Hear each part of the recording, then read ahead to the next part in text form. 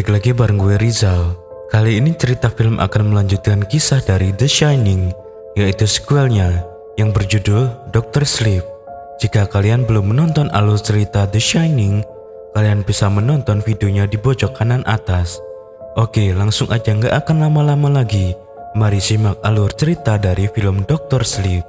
Sebelum dimulai, saya nggak akan lupa untuk mengingatkan untuk kalian bahwa konten ini berisi full spoiler. Jadi untuk kalian yang belum menonton, saya sarankan untuk menonton filmnya terlebih dahulu. Karena pengalaman menonton filmnya secara langsung terlebih dahulu tak akan didapatkan jika kamu sudah tahu spoiler filmnya. Tapi jika kamu masih ngeyel buat lanjut nontonnya, maka jangan skip video ini. Tonton sampai akhir videonya. Sebelum lanjut, mari subscribe channel Cerita Film agar kamu gak ketinggalan video-video menarik yang membahas tentang film lainnya. Dan sekarang mari lanjut ke ceritanya. Cerita diawali dengan seorang anak yang mempunyai keistimewaan melebihi anak-anak seusianya. Dia mampu melihat hal-hal yang tidak bisa dilihat oleh orang lain. Sekaligus dia adalah pemeran utama di film ini, yaitu bernama Danny.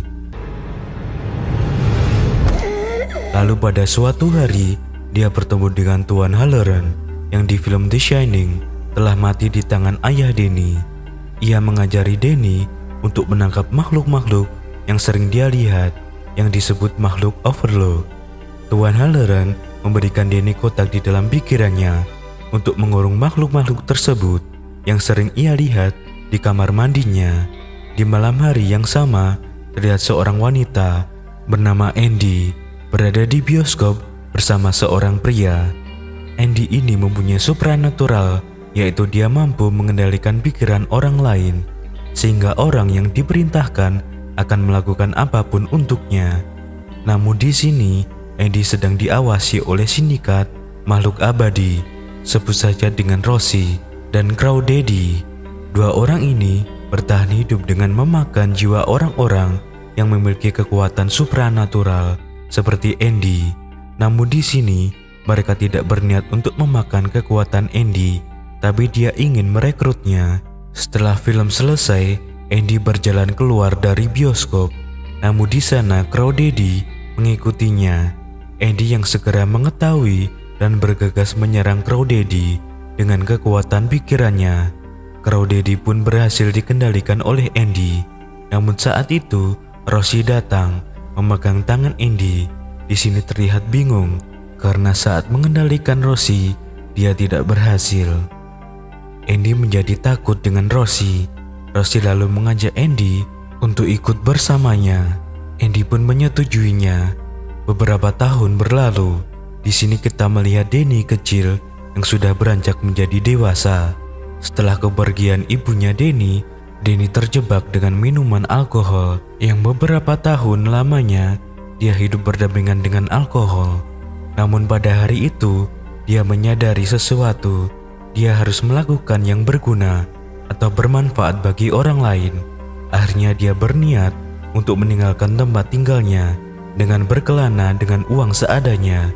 Lalu dia menaiki bus, pergi jauh sejauh mungkin dari tempat tersebut. Setelah melakukan perjalanan yang cukup panjang, akhirnya sampai di sebuah tempat bernama Fraser, New Hampshire. Lalu dia bertemu dengan seseorang yang baik bernama Billy. Setelah berbincang-bincang yang cukup lama, Billy pun mengetahui tujuan Danny untuk datang ke tempat ini. Lalu Billy membantunya mencarikan tempat tinggal, sekaligus menjaminnya agar pemilik tempat tinggal itu mau menyewakan untuk Danny. Di kota yang sama, dengan tempat yang berbeda, seorang anak bernama Abra sedang mengobrol asik dengan ibunya. Abra ini adalah salah satu anak yang mempunyai kekuatan supranatural seperti Danny.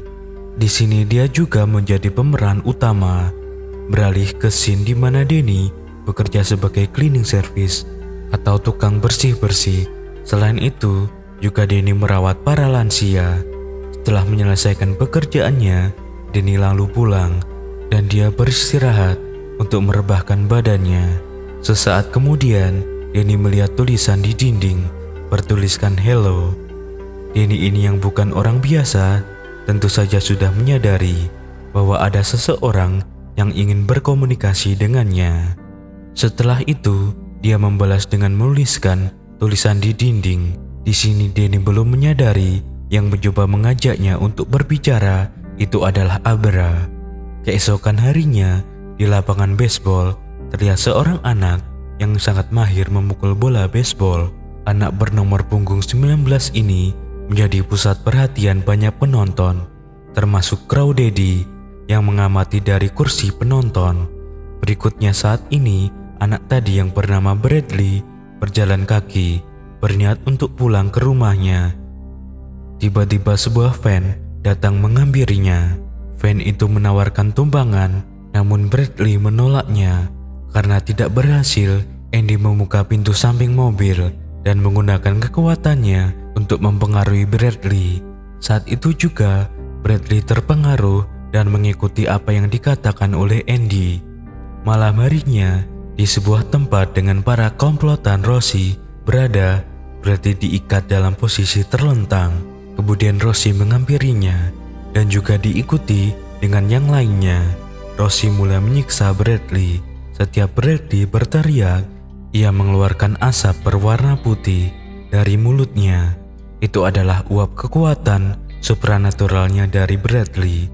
Lebih tepatnya, itu adalah uap jiwa supranaturalnya yang menjadi makanan orang seperti Rosie dan yang lainnya. Dengan mengkonsumsi uap tersebut, mereka dapat memperpanjang umur dan menjadi awet muda. Satu persatu mereka bergantian menghirup uap tersebut yang dikeluarkan oleh Bradley. Namun dari kejauhan, mereka tidak menyadari bahwa Abra sedang melacak dan memperhatikan yang mereka lakukan. Abra berusaha memperingati Rosie dan yang lainnya. Pada saat itu, Rosie menyadari bahwa ada seseorang yang memperhatikan dari kejauhan. Namun di sini, Rosie tetap melanjutkan menyelesaikan mengkonsumsi supranaturalnya milik Bradley. Sedangkan di tempat tidurnya, Denny tiba-tiba dindingnya meledak. Di situ membuat Denny terbangun. Saat dia menoleh ke dinding, dinding itu bertuliskan huruf yang sangat besar, bertuliskan murder, sama persis apa yang dituliskan Denny waktu di Hotel Overlook. Denny langsung menuliskan sebuah kata, siapa, dan muncul lagi jawaban seorang bocah baseball. Rosie dan kawan-kawan masih melanjutkan penyiksaan, namun di sini berarti sudah sekarat. Karena sudah tidak lagi mengeluarkan banyak asap, Rosie langsung menyelesaikan membunuh Bradley untuk mengambil uap terakhirnya. Setelah itu, Crawdaddy menguburkan jasad Bradley, lalu pergi dari tempat itu. Keesokan harinya, Abra kembali masuk ke sekolah. Setelah pelajaran selesai, ia mencari data diri Bradley. Dia pun menemukan, lalu mengunduhnya. Setelah pulang ke rumah, Abra langsung pergi ke kamarnya. Dia berbaring di tempat tidur sambil memegangi lembar kertas data diri Bradley. Sambil meraba gambar Bradley yang ada di kertas tersebut, Abra memejamkan matanya, menggunakan kekuatannya untuk melacak keberadaan Bradley. Saat ini, hasilnya Abra berhasil melacak keberadaan mereka yang menemukan di mana jasad Bradley dikuburkan. Dia juga menemukan kemana orang-orang tersebut akan pergi. Ia mengetahui sebuah petunjuk bahwa Barry si gendut pernah memegang sarung baseball milik Bradley dan dia yakin akan berhasil jika mendapatkan sarung baseball tersebut. Dia akan mudah melacak keberadaan orang-orang gerombolan Rosie itu. Esok harinya setelah Abra pulang sekolah, dia pergi menuju ke tempat Denny berada. Dia meminta bantuan Denny untuk mencari jasad Bradley. Setelah mereka berdua bertemu, Denny lalu mengajak Abra duduk di sebuah kursi di taman. Mereka melakukan obrolan singkat tentang kebenaran kekuatan mereka. Setelah itu, Abra membahas soal Bradley, bocah baseball.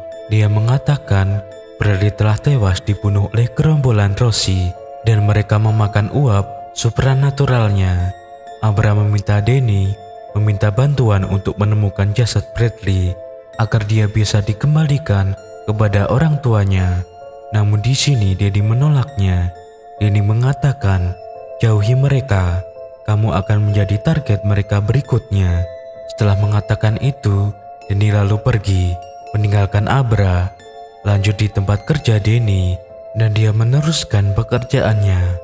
Tiba-tiba dia merasakan ada seseorang yang terus mengawasinya. Ia mengira bahwa itu adalah makhluk Overlook. Setelah dia membuka kamar itu, Denny berniat mengurung makhluk tersebut dalam kotak yang ada di pikirannya. Namun tiba-tiba orang itu bersuara memanggil nama Denny. Denny terkejut, dan saat itu juga ia menyadari bahwa yang dari tadi yang mengawasinya itu adalah Tuan Halloran. Di sini Tuan Halloran memperingatkan Denny dan menganjurkan untuk membantu Abra melacak dan mengalahkan orang-orangnya Rosie, sekaligus mengucapkan perpisahan terakhir. Karena dari saat itu Denny dan Tuan Halloran tidak akan pernah bertemu lagi. Setelah itu, di tempat Rosie dan kawan-kawannya, dia telah mengetahui keberadaan Abra. Rosie kini bersiap-siap untuk mengunjungi Abra. Dia mengetahui bahwa kekuatan Abra itu lebih kuat dari orang-orang yang pernah ia temui selama ini. Jadi dia ingin menggunakan Abra sebagai cadangan uap terakhir supranaturalnya selama ini dan menjadi makanan mereka. Rosie pun sampai ke kamar Abra. Dengan menggunakan kekuatannya, Rosie dapat memasuki alam pikiran Abra. Lalu Rosie melihat tumpukan kotak tempat penyimpanan data di dalam pikiran Abra tersebut.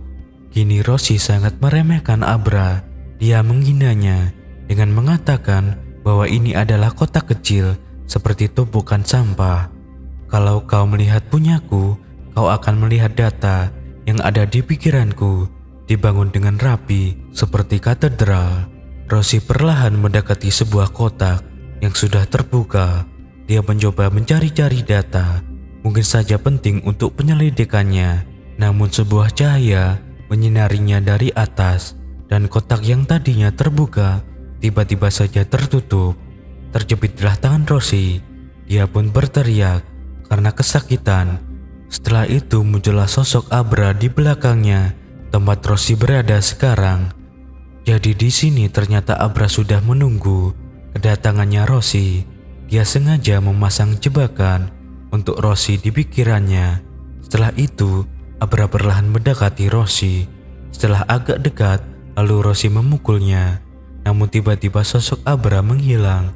Tanpa dia sadari, Abra telah memasuki kepala Rosie dan mengacak-acak data yang ada di kepala Rosie, yang katanya seperti berbentuk katedral itu.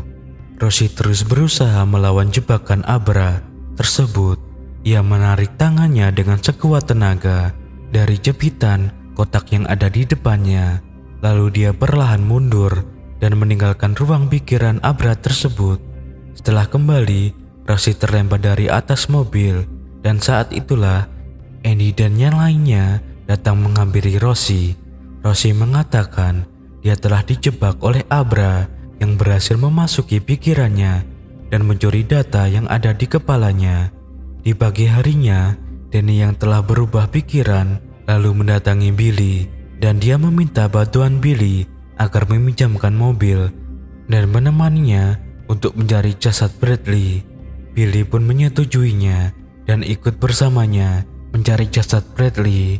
Di sepanjang perjalanan, ia dibimbing oleh Abra dengan menunjukkan tempat di mana jasad Bradley dikuburkan.